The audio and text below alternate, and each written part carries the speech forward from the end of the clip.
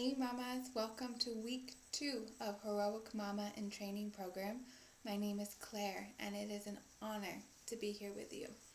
Last week in week 1, we took a high-level overview of where we were going to be heading with the program and just what the work is that we're going to do to create heroic mamas out of all of us. Last week we said module 1 was going to be eudaimonology, the study of a good soul. There's a little bit of a kerfuffle shuffle that happened this week though, and we've been delayed 1 week on the core module eudaimonology. And so I was taking this time to reflect and think if we wanted to do a bi-week with our program here as well, or to create something just for us that speaks to motherhood in particular, and not just becoming the highest version of our human souls, but that particularly speaks to this season of motherhood that we are all in together. So in that vein, I decided to create and play with the idea of Module H, Heroic Motherhood. I'll be talking about my personal story and what is it about heroic motherhood that inspires me and continues to shape and evolve my personal journey. And then we're going to take a little bit of time to delve into the content of what is a hero's journey. We're going to talk about Joseph Campbell's work, a comparative mythologist, and the structure of a hero's journey that he outlined and how that relates into motherhood on both a high level, our entire experience of motherhood, and also day to day, how we can run our daily actions through the model of a hero's journey to gain inspiration and motivation on those days that might be a little bit rocky for us. So before we dive into our core material today, I want to take a moment to begin with our breathe meditation. So as you feel comfortable and as you are able, I invite you to close your eyes, take a deep breath in, bringing the air down deep into our bellies, exhaling, releasing all tension, shaking out our shoulders, releasing into this space. On a deep inhale, feel our heart beat, connect into the energy of our potential. And exhaling, allow that energy to course through our body and bring our attention to this present moment. Inhaling, imagine there's a string tugging us tall into alignment. And exhaling, dropping from our head into our heart, feeling the beat of our heroic heart. And an inhale, following our hero's heart to a vision of our eudaimon, our good soul. And with a smile, exhaling, opening your eyes, and let's begin. So I'm excited today to share with you a little bit about my personal journey. There's some of you here that are just stumbling on this on YouTube, others that this is the first time that I'm really getting to meet you, and others, such as some family and friends, have known me from the beginning, but maybe some of my story I haven't shared publicly in detail. So just a quick synopsis of where I began and where I've come in this short journey. So I've been a mother now for a little over 2.5 years, and I began my motherhood journey after finding out I was pregnant, as I do anything else. I got all of the parenting books. I signed up for all of the parenting courses I could. I did all of the classes. I was just laser focused in, and I was so focused on having a natural birth. In fact, I refused to even listen to or read anything that talked about C-section birth. I was just not even willing to entertain that as an option, and was so kind of freaked out by the physical pain that I was going to face in labor that I put all of my attention into preparing my mind for that. And so some key mentors along my journey have said that we all receive the birth that we needed to give in order to heal and bring us into a level of awareness, that consciousness that we needed to be, that we were capable of. So I received the gift of a birth of a C-section emergency surgery, and really struggled with the process of it, what happened in the hospital, what happened directly after the hospital, and coming home. Just as I was physically numb, I was emotionally numb. And so after a few days, the physical numbness wore off, and then after a few weeks, my body really did bounce back. But that emotional numbness never wore off, and I had a very difficult time connecting with my son. Had severe postpartum depression and postpartum anxiety, so I was just running this crazy emotional highs and lows, and never really stabilizing myself in the middle. It was a very, very dark time. And at that time, I didn't know how to be vulnerable. I didn't know how to ask for help. And when I did ask for help, I didn't really know how to receive it in a nourishing way for me. So all of that led me to a place of being just very fragile, very lost and unsure and overwhelmed, and just feeling like I couldn't do it anymore, that I was failing at what I was doing, and that I simultaneously was never doing enough, and then feeling completely disassociated from any previous definition that I had of myself, and unsure of how to ever go back and figure out who I am now. Who am I now? And it led me to do some serious soul searching. And I remember listening to a masterclass by one of my mentors and on motherhood, and she spoke of it as this sacred task that we were given, that we as ourselves, our unique soul was chosen to be the parent for our child's soul, that we have something within us that our child's soul needs to come to fullest fruition. And there was something about that it wasn't just a container that anybody could fill, but that uniquely me, was needed here. And she spoke of motherhood as a heroic act, of something that requires a strength beyond anything that we had ever known we were capable of. And in that time of feeling incredibly powerless and weak, to hear of motherhood being a calling full of power, full of empowerment, was inspiring to me. And I was listening to this in the middle of the night while I was walking my son to sleep. And so when I laid my head down to sleep that night, I set the intention that I would find out, I would be a heroic mama for my son. I had no idea how to do that. I had absolutely no clue. And when I woke up the next morning after a very brief amount of sleep, I was exhausted, and all of the issues and all of the old patterns of thinking that had gotten me to that place of darkness were still there. And there was this moment of just, I don't know. And it was a leap of faith that got me up off the couch. And to begin to take action and to start the journey.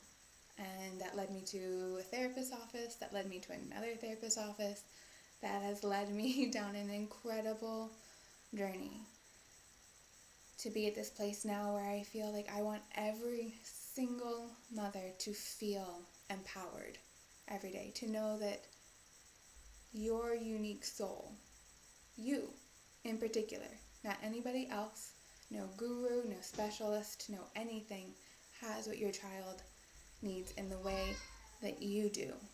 And you, as you, are needed in your family and in this world. And so that is where my passion comes from. It's what fuels me every single day. And it's what really brings clarity into my life. And that there are two types of days that I've really experienced as a mother. I have days where I'm just surviving, just trying to make it through, just make it through. And then I have days where I feel like I'm thriving, where I'm intentional with my choices and I feel like I am serving a purpose and these things that we're doing have meaning. And I had both of those types of days this week. Like, it's not, I'm not anywhere near my journey's end. And the fact the journey never ends, that we will never get there. There is no there where it's perfect and rosy all of the time.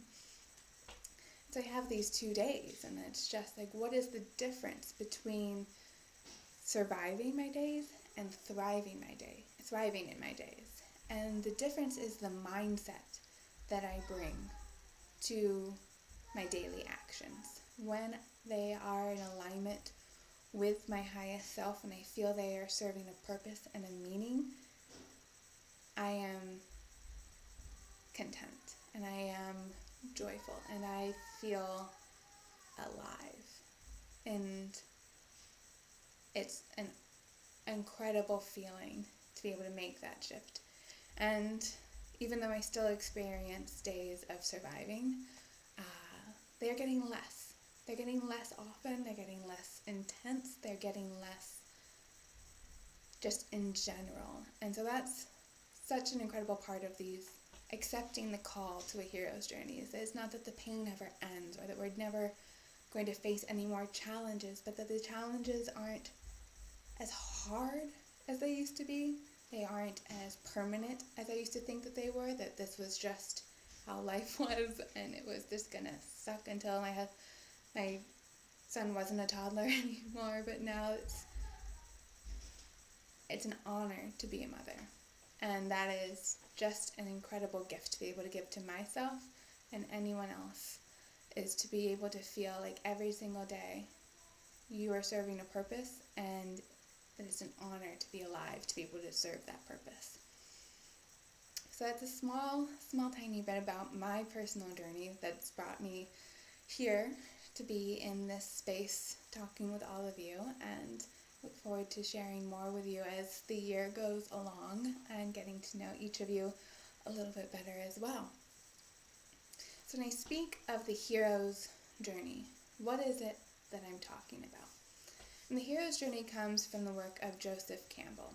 He was a comparative mythologist, and he studied all of these great religions and the fairy tales and folk tales from cultures all over the world for hundreds and thousands of years. And he studied all of them, and what he realized is that there is this common framework among all of these great stories, all of these inspiring, motivational, heroic stories.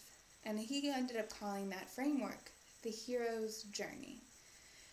And what's really interesting is that it's not just in stories that there are hero's journeys, but our lives have the possibility of being a hero's journey. When we find ourselves in a place where we're feeling kind of icky, or we dream and vision of life being different, when we dream of loving being a mother, when we dream of feeling fulfillment and joy and absolute love of our lives, that is the invitation to a hero's journey. Joseph Campbell called it following your bliss, and bliss being this vision for your life that is greater than you could imagine, greater than your current constraints of reality. That it takes something truly heroic within you to envision that alternative, and then to start to take action and accept that call to adventure. So in particular, specifically for motherhood, what I see this call to adventure is really the invitation to rewrite the story of motherhood. I believe that our culture for generations and generations and generations has had this story that we have taken on that we lose ourselves in motherhood. I hear it so often, and I felt it, that I just don't know who I am anymore. Who am I? Now that I have all of these other responsibilities, all these roles that I'm fulfilling, I feel like I've lost my identity as an individual. And the call to adventure that I see is to rewrite that story, so that not that we lose ourselves, but that motherhood is an invitation to become fully ourselves in a way that we never had been actualized before. Because just as I shared at the beginning, you are unique souls called into being our children's souls for the express purpose that there is something within us that our child needs to come to their fullest potential. But we cannot give that if it's lost. So it's not a journey to, the greatest call to adventure is to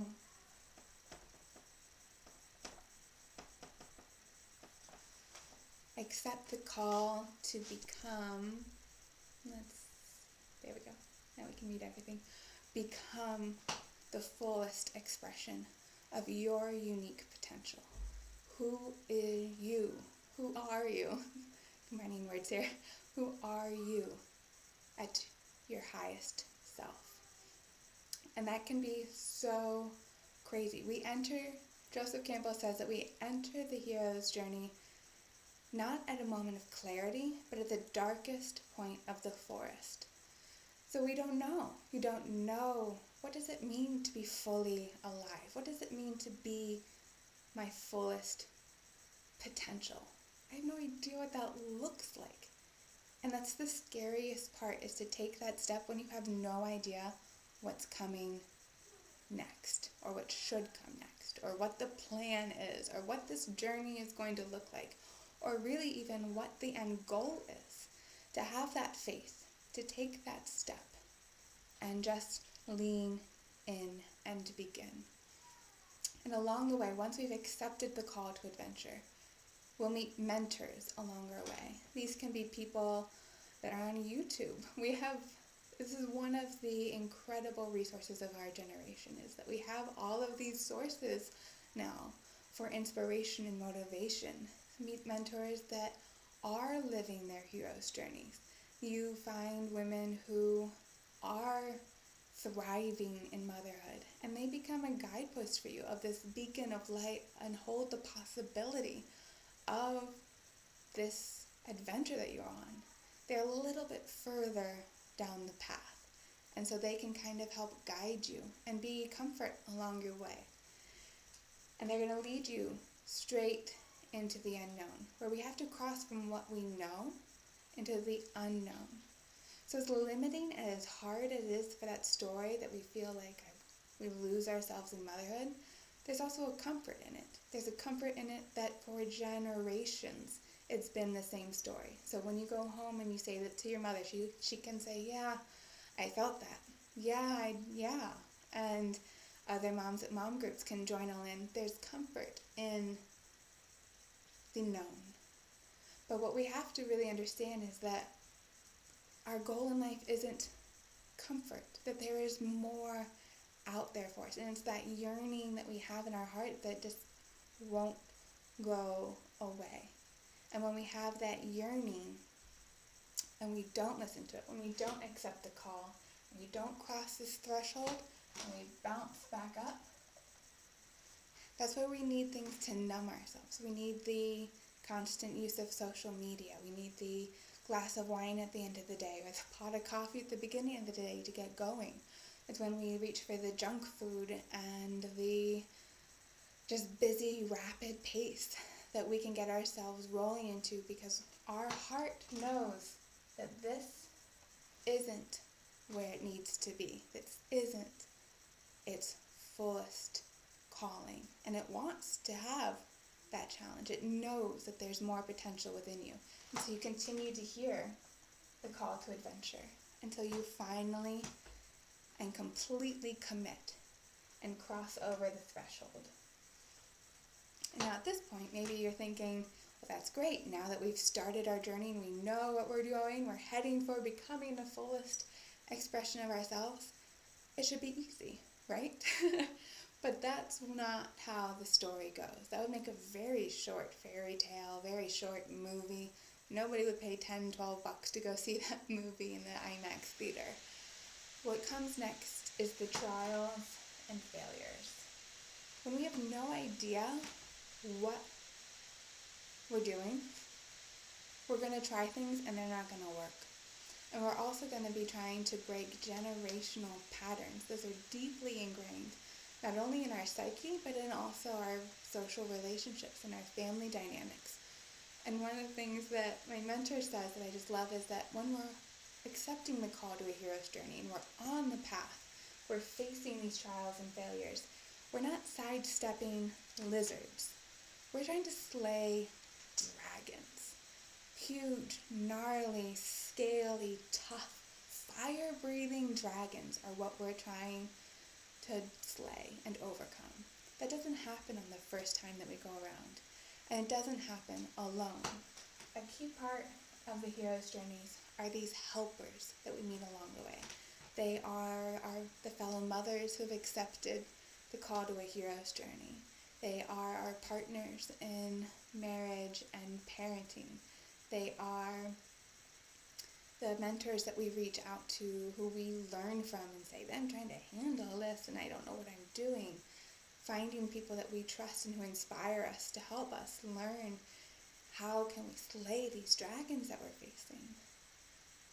So we're going to continue and to circle and circle and circle around here, developing new skills. This is where the growth happens. When I spoke about the two types of days of thriving and surviving, one of the growth that I am so blessed to experience is that the less of the surviving days and more of the thriving days. And that's come about through these new skills that I've learned through continuing to face these trials and failures, through leaning on my helpers, including therapists and meditation teachers and yoga instructors and any help that I could get. Really looking to developing these new skills. And once we have these new skills, what has to come about is a complete death and rebirth cycle. That in order for us to fully move past and to step into our highest heroic potential, that previous story, that dragon that was holding us back, has to die completely. And from its death, we are reborn into the next version of ourselves. I know that there was something I wanted to say there. I forgot. So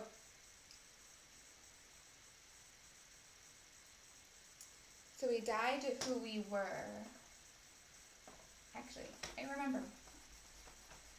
So in the particular story of not losing ourselves in motherhood and using motherhood as an invitation to become fully of ourselves, we put to death the story of scarcity and survival.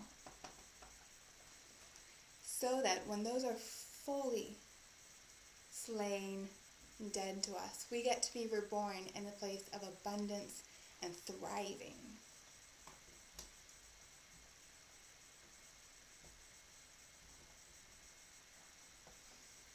And once we were born, we have these revelations of just, wow, like when I don't think about motherhood that way, it opens up a whole new world. It opens up a whole new way of thinking and moving through my days. It opens up a whole new relationship with my child, with my partner, with other mothers, and just the world in general. There's this moment of just, wow, that story had so much. I was giving that story so much power. And the world is just an incredible place when that's not the story that I'm living from. And after the revelation, we get to experience this change and shift within ourselves that we can then experience life in a different way. And we make atonement to our previous self, of just giving love to who we were before when we were living in that story, but also going out into the world and seeing through a different view lens the hurt and the power that a mindset of scarcity can bring into any relationship. And from atonement, we then move to the final stage in the unknown world, and that is where we get the gift. We learn the lesson. It's fully embodied. It is just who we are now. And after we receive this lesson fully, and it's just an integral part of us, we cross back into the normal world. We return back with the boon, as Joseph Campbell would say, and we give our greatest gifts in greatest service to the world.